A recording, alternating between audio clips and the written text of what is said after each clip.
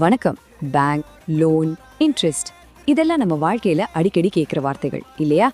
ஆனா வட்டியே இல்லாத ஒரு பேங்கிங் சிஸ்டம், அது முடியுமா? வாங்க, இஸ்லாமிக் பேங்கிங்கிற இந்த ஒரு வித்தியாசமான ஃபைனான்ஸ் உலகத்துக்குள்ள நாம ஒன்னா சேர்ந்து ஒரு பயணம் போலாம். இந்த ஒரு கேள்வியிலிருந்து தான் நம்ம ஆரம்பிக்க போறோம். ஏன்னா நம்மளோட முழு டிஸ்கஷனுக்கும் இதுதான் முக்கியமான பாயிண்ட். இந்த மொத்த கான்செப்டோட மைய புள்ளியே ரிபாங்கிற ஒரு வார்த்தை தான். சிம்பிளா சொல்லணும்னா அரேபியில இதுக்கு வட்டி, அதாவது இன்ட்ரெஸ்ட்னு அர்த்தம். சரி, அப்போ வட்டியில என்னதான் பிரச்சனை? ஏன் அது ஒரு நியாயமில்லாத விஷயமா பாக்குறாங்க? வாங்க, அதுக்கு பின்னாடி இருக்கிற காரணத்தை கொஞ்சம் ஆழமா பார்க்கலாம். பாருங்க, இந்த மேற்கோள் என்ன சொல்லுதுன்னா, வட்டிங்கிறது தேவையில இருக்கிறவங்கள, அதாவது கஷ்டப்படுறவங்கள ஒரு வகையில சுரண்டுறதுக்கு சமம்னு சொல்றாங்க. அதுதான் இதுக்கு எதிரான முக்கியமான வாதம்.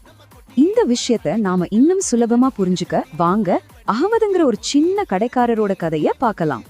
சோ அகமது என்ன பண்றாருன்னா, தன்னோட பிசினஸ இன்னும் பெருசு பண்ணணும்னு ஒரு சாதாரண பேங்க்ல இருந்து $50,000 கடன் வாங்குறாரு. இங்க இருந்துதான் அவரோட கதை ஆரம்பிக்குது.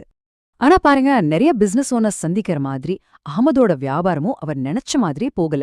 ரொம்பவே டல்லா இருக்கு. இப்போ இந்த சார்ட்ட பாருங்க, இதுதான் விஷயத்தோட முக்கியமான இடம். அவரோட பிசினஸ் இன்கம் பெருசா ஏறவே இல்ல.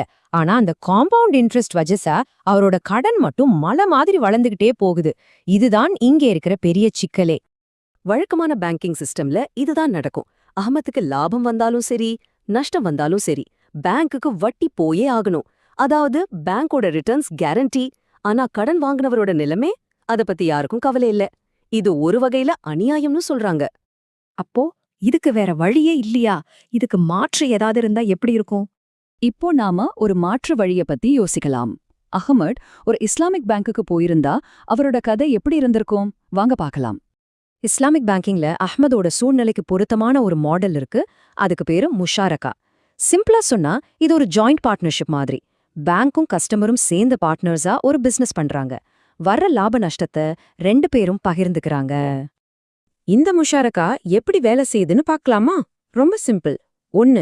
பேங்க் ஒரு பார்ட்னரா பணத்தை இன்வெஸ்ட் பண்ணுது. 2. பிசினஸ்ல வர லாபத்தை 2 பேரும் ஷேர் பண்ணிக்கிறாங்க. 3. ஒருவேளை நஷ்டம் வந்தாலும் அதையும் 2 பேரும் ஷேர் பண்ணிக்கிறாங்க. பாத்தீங்களா? இதுதான் பார்ட்னர்ஷிப். இப்போ 2 சிஸ்டத்தையும் ஒப்பிட்டு பாருங்க. வழக்கமான லோன்ல பிசினஸ் நல்லா போனாலும் சரி, போகலேனாலும் சரி, கடன் ஏறிக்கிட்டே இருக்கும். எல்லா ரிஸ்க்கும் அஹ்மத் மேல தான். ஆனா இஸ்லாமிக் பார்ட்னர்ஷிப்ல ரிஸ்க்கும் ஷேர் ஆகுது, ரிவார்டும் ஷேர் ஆகுது. ஒருவேளை பிசினஸ் ஃபெயில் ஆயிட்டா என்னாகும்? இதுதான் முக்கியமான கேள்வி. அப்பவும் ஒரு உண்மையான இன்வெஸ்டர் மாதிரி பேங்க்கும் அந்த நஷ்டத்துல